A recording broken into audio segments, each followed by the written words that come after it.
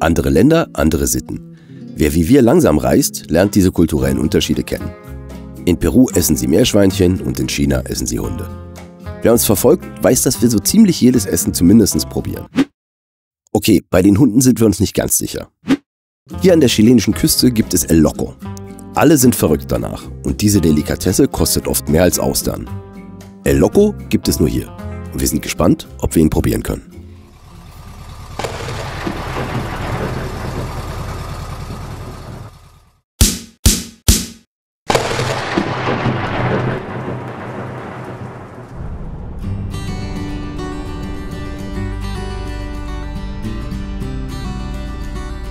Bevor es in die Anden geht, wollen wir unbedingt noch einmal so einen richtig schönen Strandtag machen. Wir wollen, dass die Hunde baden können und selbst mit unseren Füßen über den Sand laufen. Heute wird ein schöner Tag.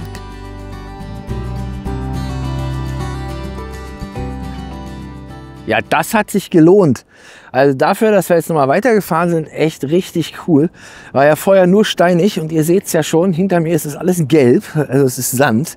Und das ist echt richtig cool. Und wir sind ein bisschen abseits von Tongoy. Tongoy ist ein richtig touristischer Ort. Also sieht da ja hin, der weiße Sandstrände. Das ist halt für Chile auch nicht so oft. Und da ist eben sozusagen das Mallorca der Chilenen. Aber da wir ein bisschen abseits vom Schuss sind, ist hier wieder mal nichts, gar nichts. Wir stehen mitten auf dem Sand, mitten hier, da, guckt mal da, mitten auf dem Strand. Die Hunde können baden gehen. Bis zur Straße ist es weit. Und das ist echt cool. Und da ist das Meer, ja. Was will man denn mehr? Das ist ja wohl der absolute Mega-Knaller. So muss das sein. Na los, Balli Wadi. Hutzli. Na, gib mir mal den Balli hier. Mali, gib mir den Balli. Ey, warten. Aus. Fein. Fein, na kommt mal mit hier, kommt. Na los, happy, happy, happy. Happy, happy, happy, happy, happy. Mali. Juhu! Na komm aus, mal fein, meine Süße. Wir sind sehr glücklich, dass Vilma noch einmal so ausgelassen spielt. Eigentlich geht es ihr sehr schlecht. Wir genießen jeden Augenblick mit ihr.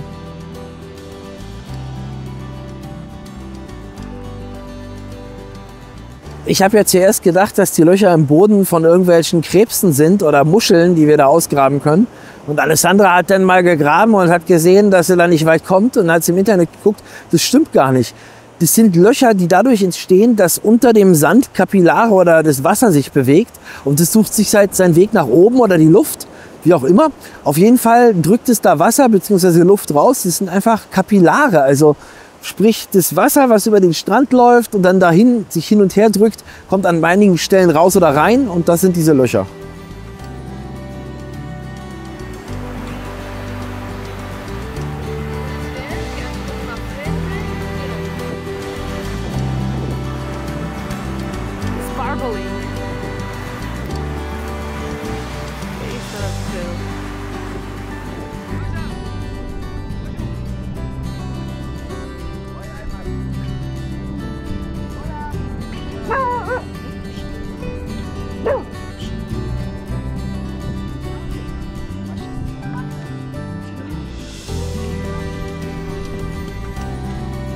Wow, entonces hoy es marisco fresco. Genau, heute gibt es chilenische Muscheln.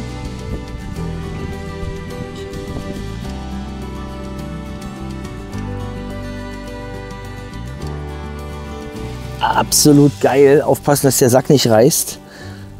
Ein ganzer Sack voller Muscheln. Ja, und auch noch richtig geile Muscheln, die es bei uns zwar gibt, aber ganz kleine nur. Die sind riesig, wie immer in Chile.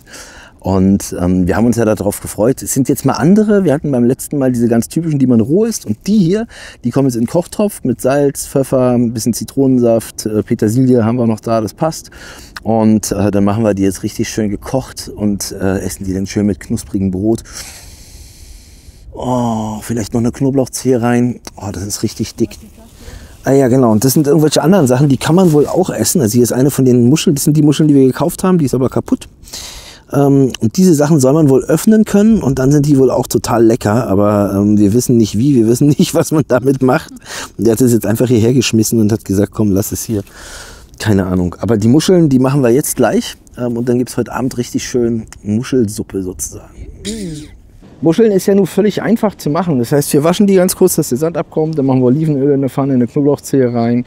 Dann war es das. Und danach kommen die Muscheln da rein. Ein bisschen Pfeffer oben drüber. Dann gehen die alle auf. Das Wasser von der Muschel macht das Wasser schon salzig. Das reicht. Da brauchen wir auch gar nichts mehr machen. Und am Ende vielleicht noch Petersilie so ein bisschen grob mit rein. Durchgerührt, fertig, gedippt. Lecker, lecker, lecker. So, das geht jetzt ganz flott. Der ganze Dreck muss runter. Diese Algen hier halt. Und dann waschen wir die nochmal ab. Aber zum Glück sind die nicht so dreckig wie Miesmuscheln, weil die nicht so am Stein wachsen. Die sind in der Erde drin. Hier ist schon ein bisschen offen hier. Kaputt. So, meine Lieben, das sind sie. Das ist doch geil, oder? Das ist doch mal richtig fett. Also eine richtig schöne große Schüssel und alles für 10 Euro, also ein bisschen weniger sogar. Und das sind riesige Muscheln. Also viel größer als unsere Miesmuscheln und die, ich habe da schon reingeguckt, da ist ein richtig schönes, dickes Stück Fleisch drin. Da sind wir sehr gespannt, wie das schmeckt. Wir sind natürlich alle aussortiert, die irgendwie kaputt waren oder irgendwie, naja, angeschlagen oder schon offen, wir machen das so wie bei den Miesmuscheln, sind uns da nicht sicher. So, und jetzt machen wir das ab in den Topf, Knoblauchöl, die Dinger rein und dann wird das richtig lecker.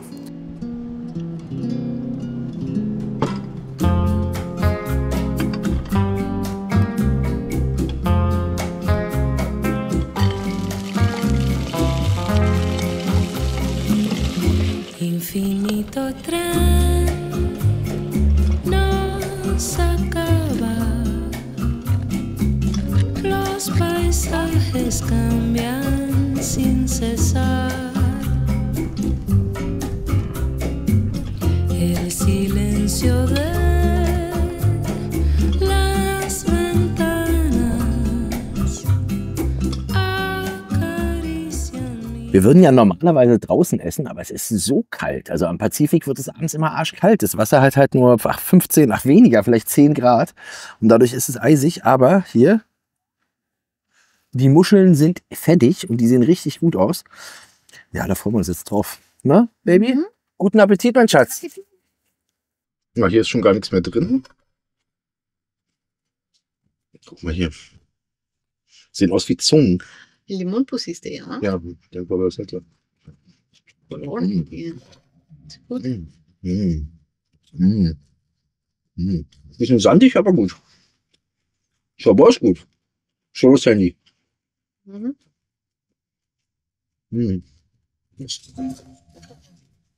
¿No te gusta? Viene fuera una cosa. Sie schmecken ähnlich. Una cosa. Also Alessandra schmecken sie nicht. Überhaupt nicht. Sie hat jetzt einige gegessen. Sie meint, die Dinger sind eklig. No sé, es demasiado grande y crema que sale de dentro. No lo sé. No me gusta mucho.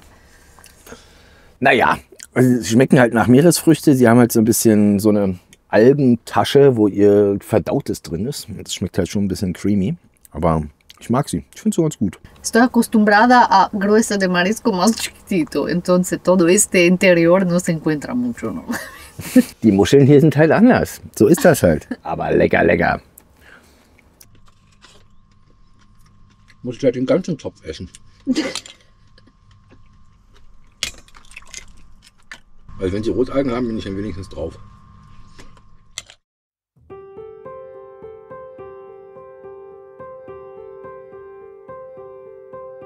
Wir bleiben einige Tage an diesem riesigen und wunderschönen Strand. Die einzigen Personen, die hier vorbeikommen, sind Fischer bzw. Muschelsammler. Sie holen hier die Machas, die wir gestern gegessen haben, aus dem Meer. Das Wasser ist sehr kalt und die Männer bleiben stundenlang drin. Wir trauen uns gerade noch mit den Füßen rein. Ab und zu fährt ein Auto am Strand vorbei.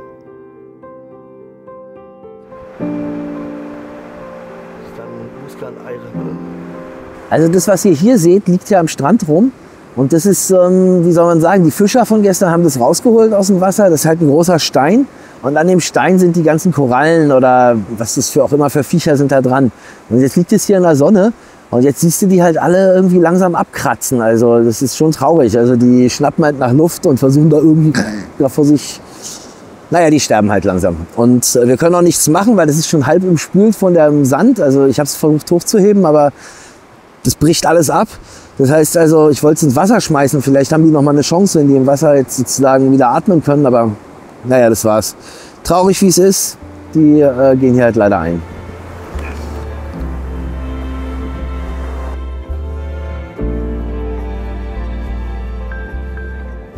Die Hunde sind sehr glücklich hier und spielen die ganze Zeit. Es ist toll, sie so zu sehen.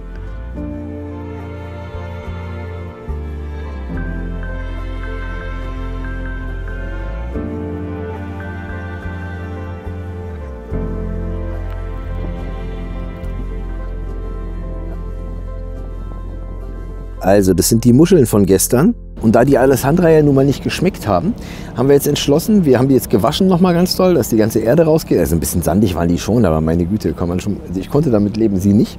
So, also jetzt haben wir die noch mal gewaschen. Jetzt schneiden wir die ganz fein und tun die in eine Tomatensauce und essen die mit Pasta. So, jetzt hoffen wir, dass sie das runterkriegt, weil sie hat echt so eine Aversion gegen die Dinger. Ich finde die eigentlich ganz lecker, aber ich meine, gut, was soll man sagen? Die sehen halt aus wie kleine Züngelchen. Und, glaubst du, dass es jetzt besser ist? Sí, trocitos pequeñitos. Seguro, seguro que sí.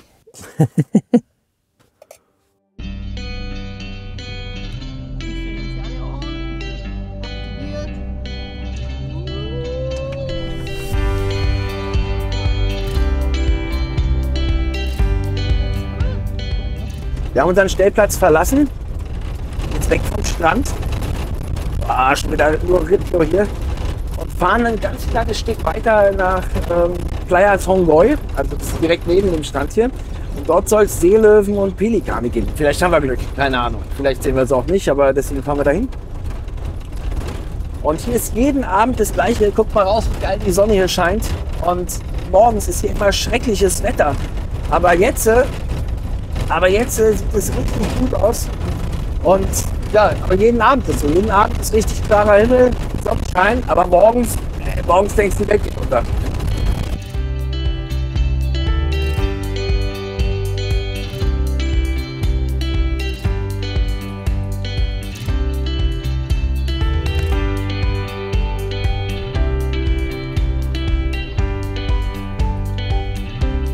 Boah, ja, estes und das Truck de la Minera.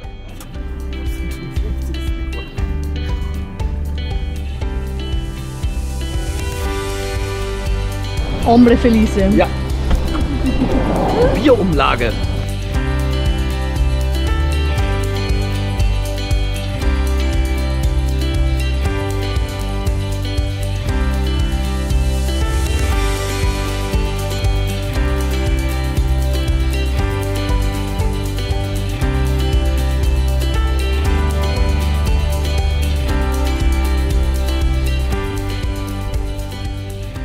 Wir brauchen einen Stellplatz für die Nacht. Die Sonne geht unter und es wird immer dunkler. Das macht die Sache nicht einfacher. Fast hätten wir uns auch noch festgefahren. Am Ende haben wir auf einem Parkplatz an der Straße übernachtet. Ja, guten Morgen. Guten Morgen, wer seid ihr denn alle? Schaut euch das mal an, wir haben hier richtig Hundebesuch.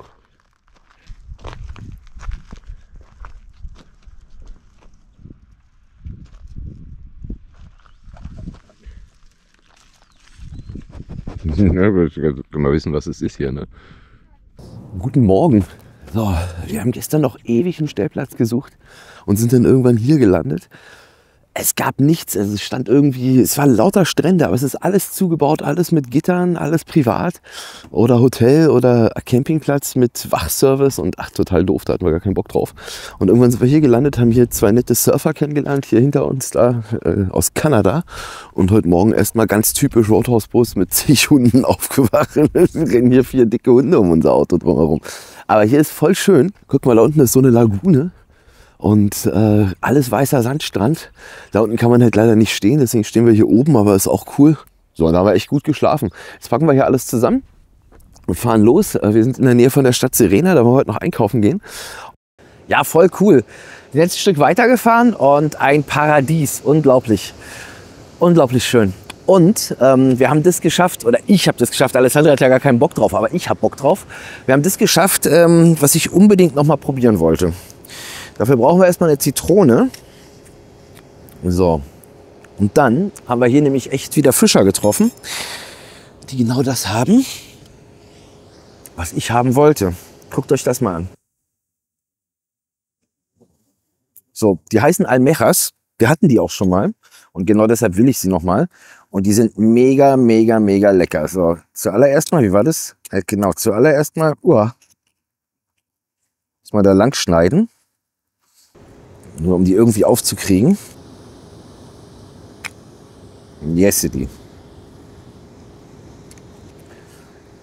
Das ist richtig krass, die sind richtig kräftig. Also man muss die wirklich den Muskel abschneiden, damit man die überhaupt aufkriegt. So, und dann wird die, und das ist die also es gibt schon viele Muscheln, die roh gegessen werden, aber das hier ist eine richtig krasse Delikatesse. Das ist richtig viel Fleisch. Und da kommt jetzt der Zitronensaft drauf. Und dann isst man das roh.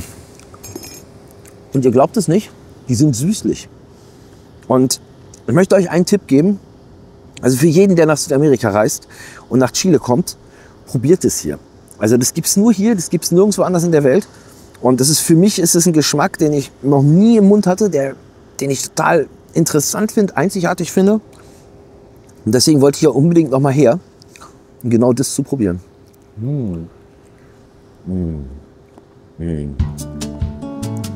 Einzigartig lecker.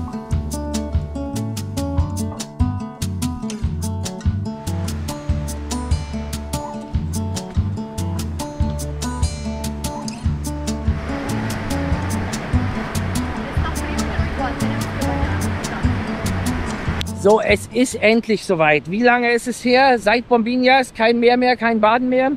Jetzt ist es soweit. Also als ob ich da reingehe, weiß ich noch nicht. Ich bin ja nur mal ein Schisser. Alessandra ist fertig, Alessandra geht rein. Wir sind dabei. Okay, ein bisschen gehe ich auch rein. Man muss in jedes Meer einmal gegangen sein. Wenn man nicht drin war, ist scheiße. Ja, perfekto. Die Temperatur vom Wasser beträgt ca. 15 Grad. Nicht wirklich sehr einladend zum Baden. Außerdem muss man auch erst einige Meter laufen, um zu schwimmen. Die einzigen, die hier baden, sind Muschelsammler und surfen im Neoprenanzug.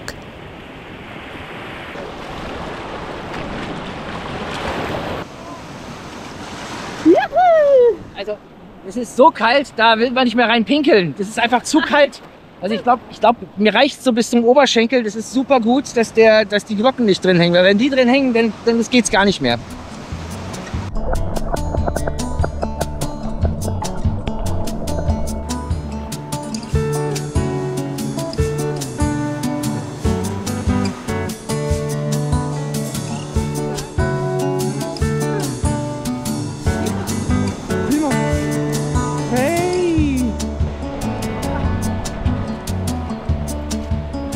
Wow, muchos. 40 kilos. Wow, impresionante. Qué lindos son. ¿Y cuántos kilos recoges tú? Como 80 kilos ahí. 80 kilos. 80 kilos de esta almejas. Impresionante. Wow, gracias. Nuestro amigo del último año. El año pasado. So, aber diese Almendras, die sind ja nicht die einzige Spezialität hier, sondern die Spezialität, nach der alle Chilenen hier an der Küste total verrückt sind, und das sagt doch schon der Name, ist El Loco. Das ist El Loco, wahrscheinlich die größte Muschel, die ich je gesehen habe. Das Ding lebt so am Stein, ne, und ist da festgeklebt, über etliche Jahre wahrscheinlich. Also man sieht hier richtig die Ringe. Ich weiß nicht, wie lange so ein Ding lebt, keine Ahnung, zumindest mal bis es gegessen wird. Und dann lösen die das vom Stein und es hat einen total aufwendigen Herstellungsprozess. Und zwar dieses Ding hier drin, das ist total zäh. Also das ist so ein rundes, ja, wie soll ich sagen, wie so eine Rettungsweste sieht es fast aus. Wir gehen das heute Abend essen und dann zeigen wir euch nochmal, wie das hier drin aussieht. Und dieser Herstellungsprozess, der ist total aufwendig.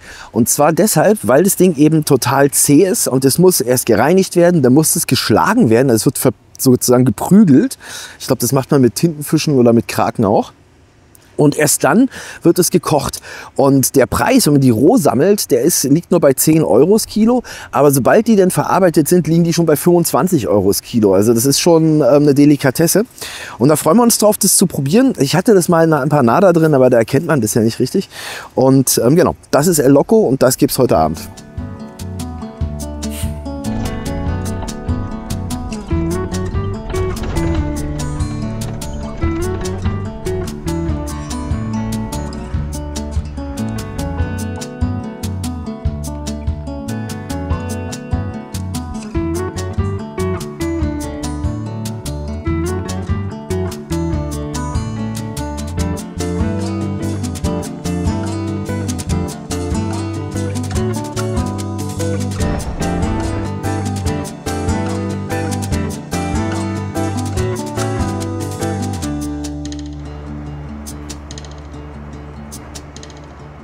Komm her, mein Schatz. Come.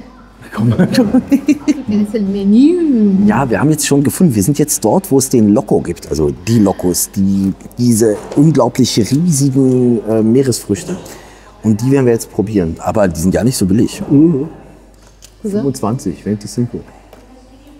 Ja, pero Un largo proceso. eine para Spezialität.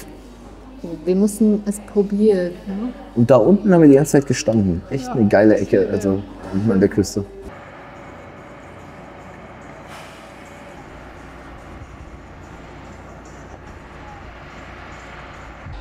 Da ist er. Estos son los famosos locos. Wow. Sehr groß. Guck mal. Schön. Das ist die große. Oh mein Gott. Wow. Sehr lecker.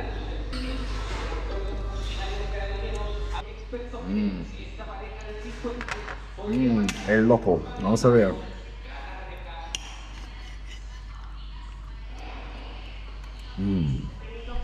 Das ist der Knaller. Bueno. Sowas habt ihr noch nie gegessen. Ich auch nicht. Und ich habe schon viel gegessen. Das ist echt der Knaller. Beste Muschel, bestes Mehl. Das Beste. Wirklich. Hammer. Viel Schinken. Was sagst du? Loco me ha gustado. Ist geil, ne? El mejor marisco que he comido. Das ist die geilste Meeresfrucht, die wir je gegessen haben. Und das hat echt einen Geschmack wie, ich habe gesagt wie Gulasch, sie sagt wie Schinken. Das schmeckt echt wie Fleisch, ja. Una pechuga de pavo con una consistencia pulpo, podemos decir. Genau, ein bisschen wie so eine Krake, die schmecken auch so, die haben auch so einen Geschmack, so eine Konsistenz. Also richtig, richtig lecker. Also, dann gibt es jetzt zwei Empfehlungen. Ihr müsst diese Almejas probieren, egal, Unbedingt. also wenn ihr nach Chile reist, ja, dann müsst ihr das machen. So. Also Almejas probieren und diesen Loco, weil das einzigartig ist, das haben wir noch nie vorher gegessen. War sehr, sehr gut. Y aquí hacen una feria también. Genau, es gibt ja auch eine Messe dafür, für diesen Loco, also für diese Riesenmuschel da. Also, das war's für heute. Fantástico. Gute Nacht. Ciao, ciao, ciao.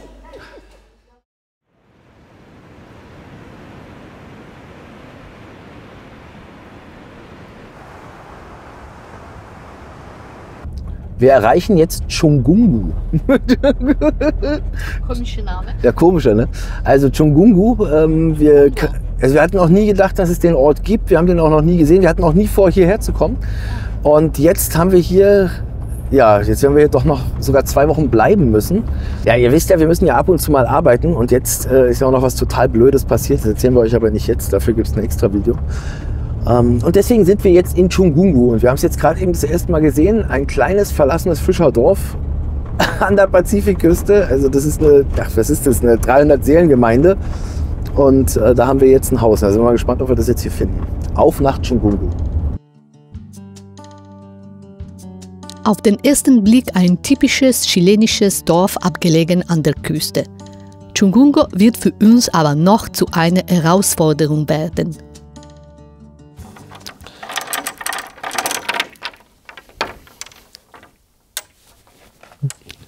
Ihr werdet es nicht glauben. Wir sind jetzt in Chungungu.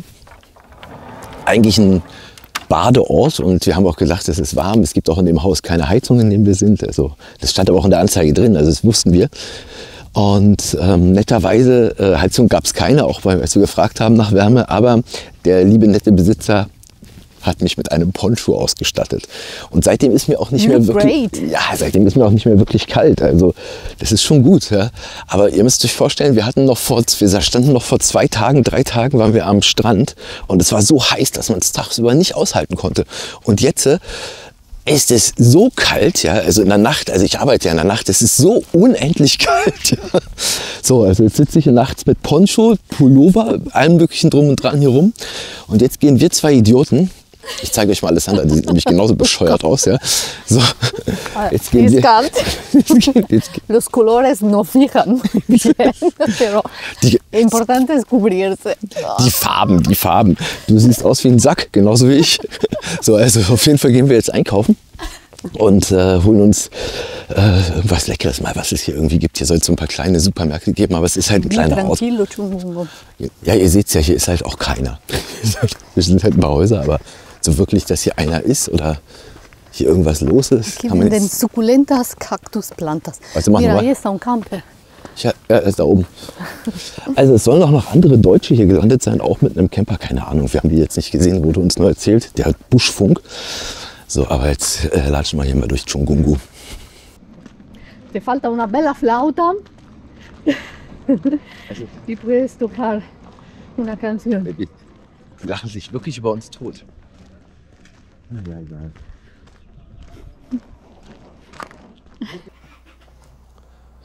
Se vende pan, un cartel. Hay un cartel. Ah, Se vende pan. perfecto. Vamos a ver. Hola. Hola, buenas tardes. Hola, ¿qué tal? Hola, buenas tardes. Hola, ¿qué tal? Hola. ¿Hay pan? Sí. Ah, perfecto. ¿Qué hay? ¿Los redondos o qué tienes? ¿Amasado? No es amasado. ¿Cuál le Lo tiene? traen de La Serena.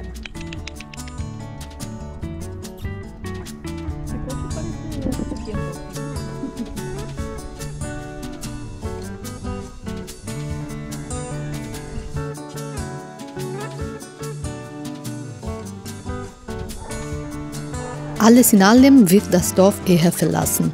Unter der Woche ist hier fast niemand. Die einzigen, die hier dauerhaft leben, sind Fischer und Algensammler. Die Algen liegen hier überall zum Trocknen. So. Schaut mal, ich habe schon wieder ein Feuer gemacht. Und diesmal geht es aber gar nicht ums Grillen, sondern guckt mal hinter mir, was wir da haben. Wisst ihr, was es ist? Es ist ein Hotpot, ein chilenischer. Und wir sind die Ersten, die das Ding einweihen dürfen. Und wir haben jetzt Wasser eingelassen, machen da noch Chlor rein. Und dann kommt die Kohle da rein, das Holz. Und dann heizen wir das Wasser damit auf. Und dann können wir da drin heute Abend, guckt euch das mal an, ist das nicht geil? Ist das nicht richtig geil hier? Da können wir heute Abend drin sitzen und einfach, weil es nämlich wirklich kalt ist, ihr seht ja, ich habe einen Pulli an und es ist jetzt mittags, das heißt, es wird heute Abend schon wieder richtig schön kalt werden und da passt das. Und dann tut man hier das Holz rein und die Kohle und haben das 2 Schornsteine, dann zieht es darüber ab und das Wasser ist dann eben um den Ofen drum herum. Dann kann man hier seine Getränke abstellen und dann kann man sich schön sozusagen im Wasser aufwärmen und da rumsitzen, bis man keinen Bock mehr hat. Und dann geht man jetzt schlafen. Perfekt, das machen wir jetzt. Ja, ich habe das ja auch noch nie gemacht und kann überhaupt nicht sagen, wie es geht. Ich habe nur im Internet gefunden, dass man irgendwie so 12, 13 Kilo Kohle braucht. Keine Ahnung, was da in einem Sack drin ist. Also wir haben jetzt einen Sack da stehen und jetzt machen wir die Kohle heiß, dann schmeißen wir die da rein und dann schmeißen wir das Holz oben drauf. Und dann hoffen wir, dass das ausreicht und das Ding warm macht. Falls man das anders macht, in die Kommentare. Ey Baby, ich mach den Pool fertig. Ich freue mich. Ja, ich mich auch. Primera vez, vamos a probarla, este tinaja. Ach ja, nicht Tachinaste, Tinaja. Tinaja es el flor de Tenerife. Ja.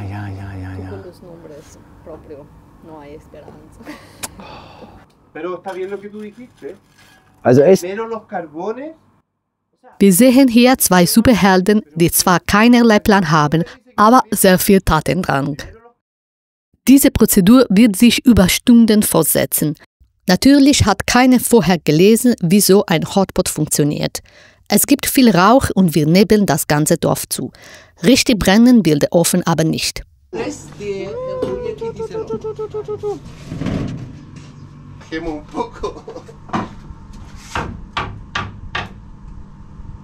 No, me pongo el bañador o la máscara de humo. Also, wir sind dabei, es brennt, aber wir stinken so nach Rauch, weil wir haben es falsch rum gemacht. Also, man macht erst Holz rein, dann irgendwie Reisig und dann zündet man es von oben an. Und wir haben halt erst Kohle rein, dann Holz oben drauf.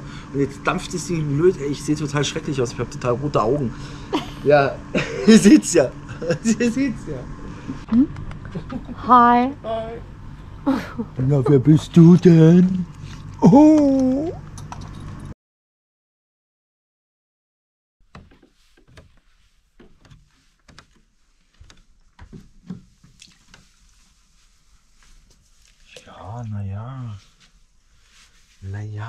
Ja, naja. Todavía no es a temperatura a gusto, creo. Nicht so richtig. Ich mal runter. ist auch nicht schlecht. Es ist nicht schlecht. Also es ist nicht kalt, aber es ist auch nicht warm. Also ob jetzt die Temperatur so vielleicht 30 Grad. Ich gehe nicht rein. Ich bleib hier mit Poncho. Calentita. Aber es ist halt auch nicht heiß. Also yo creo que no me caliento ahí dentro. Also aufwärmen tut man sich hier drin nicht. Also man muss ja dazu sagen, wir haben uns ja auch voll zu blöd angestellt. Wir haben natürlich nichts im Internet gelesen und so typisch Mann, ey, ziehen wir durch, komm, wir zünden das Ding an und dann geht das, ja. Kohle rein und mach und tu. Naja, wir haben überhaupt nicht die Kaminwirkung da drin erzeugt und deswegen dümpelt es da vor sich hin und ist total lahmarschig und man muss da total viel dran rumrühren. Also so ist er nicht im Sinne des Erfinders, aber weil wir einfach zu blöd sind, eine Anleitung zu lesen. Alessandra hat die Anleitung gelesen und hat uns dann erklärt, wie es geht, aber dann war es schon zu spät. Aber so schlimm ist nicht. Also so, man kann es schon drin aushalten. Ich bleibe hier noch eine Weile drin. Na guck mal, Esel. Der nächste Tag fängt zuerst mal gut an. Wir haben Eselbesuch und es scheint ausnahmsweise mal die Sonne. Esel sind cool, ne?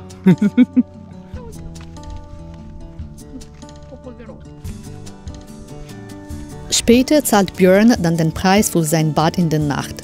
Jetzt liegen schon 2 im Bett und sind krank. Hey, Na, ¿qué tal? ¿Cómo te encuentras? Scheiße. Mir ist ganz schön kalt. Ja, das ist der Preis, wenn man nicht vorher liest, wie so ein Ding funktioniert. War zu kalt. Jetzt liege ich hier mit Wilma und wir machen auf krank, ne Wilmi? Wilma, guck mal, da ist die Mama. Guck mal, da ist die Mama. Ja, Damit beenden wir das Video von heute. Schön, dass ihr dabei wart und danke für die liebe Unterstützung bei PayPal. Bis nächste Woche.